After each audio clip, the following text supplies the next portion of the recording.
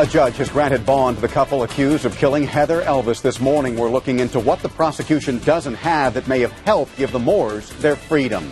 Then plans in place for Bike Fest 2015, what you can expect as the motorcycles start rolling in on Memorial Day weekend. In Horry County, changes to the tent ban are under consideration. What you need to know before tonight's county council meeting. Then the amount of hours recommended for sleep each night has changed. How to make sure you're getting enough rest. Much more ahead on WMBF News today, right now at 5:30. First in high definition.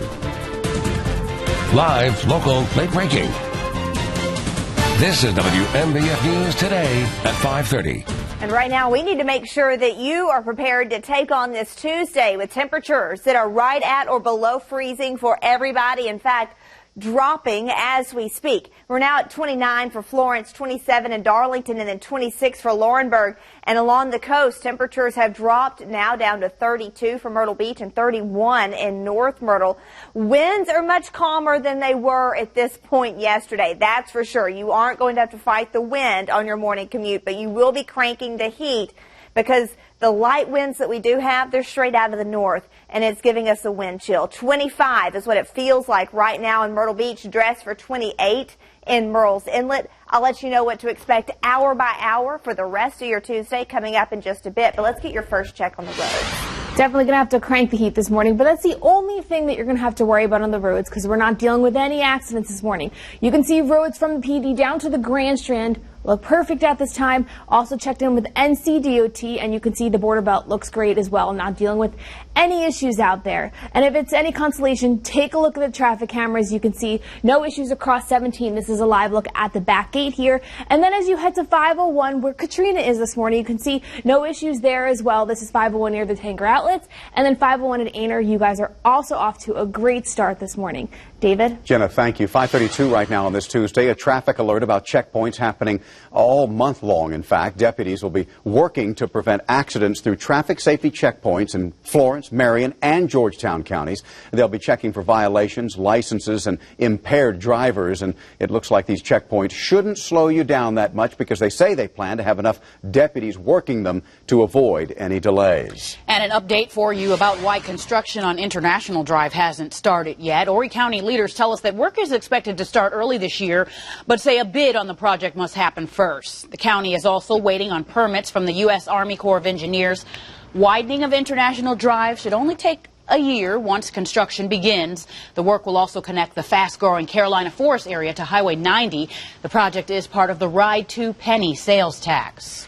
You know, driving through Carolina Forest during peak hours, you know how miserable traffic can be. But one new store under construction right now is actually looking at giving drivers some relief. Katrina Helmer joins us live again from the construction site of Gander Mountain. She has more on what these improvements could mean. Well, I'm standing where Glen Forest Road comes to an end. Behind me, it's hard to tell this morning because it's dark, but this is where the new Gander Mountain store is being constructed along with their parking lot. And if the company has their way, they want to extend this road all the way out through the property to end at Tanger Outlets, giving you a perfect back road to avoid 501. There's two other roads they're looking to build and extend. Take Glenbrier Drive. This will be a new road allowing you to get in and out of Gander Mountain off 501. It will go all the way through the complex and end at Postal Way. The company also plans to extend Postal Way up to the property line of Tanger Outlets. The proposal notes that while Carolina Forest has been very successful in developing commercial hubs, that success comes at the price of extreme traffic congestion at Carolina Forest Boulevard and Highway 501. Leaders with Gander Mountain say these road improvements will help relieve traffic on 501 and help connect the smaller back roads. Shoppers and workers in the area I spoke with say these improvements are a long time coming.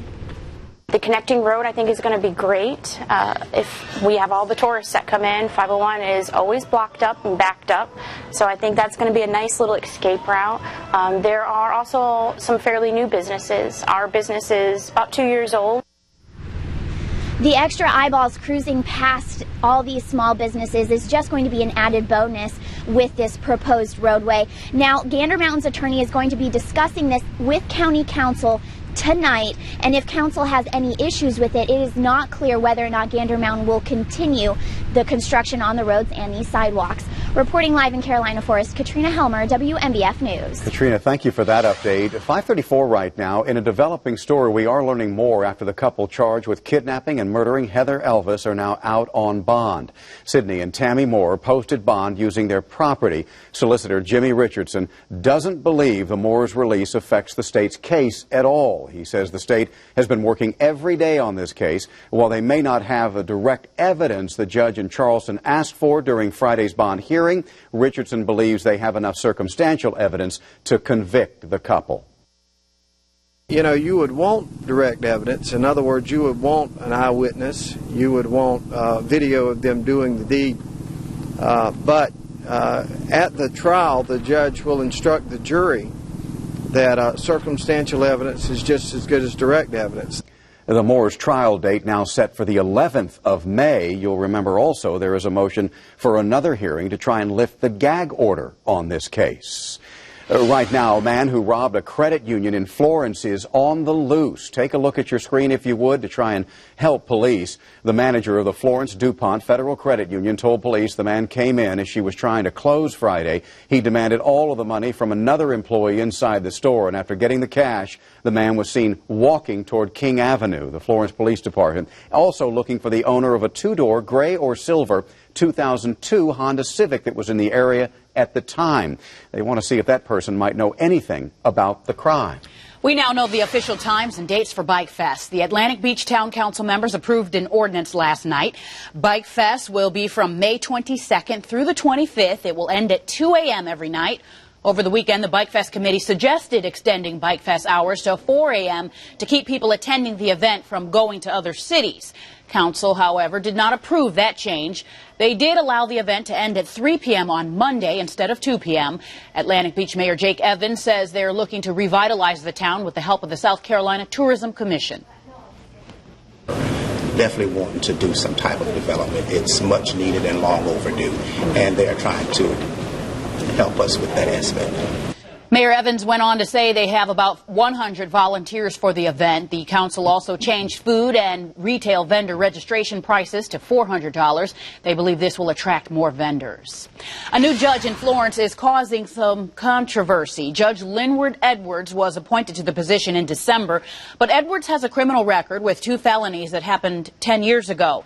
He was convicted of having 8 pounds of marijuana in one of those crimes. Florence Mayor Stephen Wakila says Edwards got the job because of his experience and that he adds more diversity to the municipal bench. There could be some changes to the year-long tent ban in Horry County. County Council will be considering 2 amendments, in fact. One would allow those small pop-up or blow-up cabanas for infants or very small children. The other would allow tent-like structures on the beach for things like weddings or other organized events, but the activities must also meet the requirements of a special event permit. Mandy Knoll is going to join us coming up at 6 to break down other key discussions set to go before County Council tonight. To get your opinion about our local schools and improve on the district's reputation, Horry County Schools spent nearly $50,000 to hire a consultant. District officials wanted everyone to know more about what happens in the 51 schools in the county. The consultant held focus groups and did studies to get that feedback. The recommendations suggest using print media and videos to reach the largest audience. Coastal Carolina University now has a group dedicated to staying up to date with social media and technology. The group calls itself #CCU Social Media Dream Team and is made up of several students, the Alumni Relations Department, and more. Their goal is to look for ways to make the university appealing to current and even prospective students. Well, we all know groceries aren't cheap. For a family of 4, it can set you back $200 a week, and then if you add organic food options, it can be even higher. Yeah, Raycom News Network reporter Deshaun Brown shows you how to cruise the food aisles and save. So this is a great addition to add to a salad. Eating healthy is one thing, but buying healthy, some say that's its own challenge. Oh, it's very hard to shop for healthy items in a regular grocery store. Today, Dr. Tiffany Jackson of EcoHealth in Mount Pleasant took on the task of guiding ordinary people on their path to extraordinary health. My husband and I both, we're getting to the age where they start prescribing more and more prescription medicine every time you go into the doctor, and I just didn't want to do that. I wanted to let my body naturally heal. For prostate health, Jackson says the road to a healthy lifestyle starts right there in your grocery cart. Step 1, have a plan. It amazes me how many patients go through the grocery store blinded. They don't have a grocery store list. They really don't even have an idea of what they're going to eat for food that week. Today, Jackson taught shoppers what to look for in their veggies, fruits, and in meat. The quality of where your fish is coming from. Shoppers got a taste of healthier options to some of their favorite foods, many eager to keep it up on their own despite hurdles like money and time. There's ways to cut costs, so I think it's doable for anybody. The saying goes that it takes about 28 days to actually develop a habit. So if I can just teach patients how to eat this in balance, then I know that I'm going to have good strides in their health.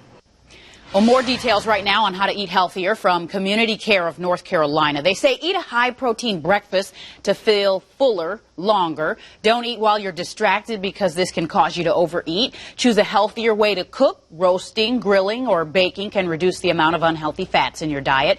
And keep a journal of your food. Write down what you eat and when you eat to help encourage yourself to think about those eating habits. Well, new standards are out for the amount of sleep that we should get every night. Newborns, they need about 14 to 17 hours every day. Infants need about 12 to 15 hours. Toddlers and preschoolers need between 10 and 14 hours of sleep. And even though your teenager may be constantly sleeping around the house, they need about 8 to 10 hours. The requirement for adults stayed at 7 to 9 hours of rest. The National Sleep Foundation looked at more than 300 studies for these recommendations. Well, there is a new tool out there for parents to keep a more watchful eye on their kids. A closer look at a piece of technology that's giving a lot of moms and dads some peace of mind. And you're bundling up now, but a warm-up is on the way. I'll let you know when in just 2 minutes.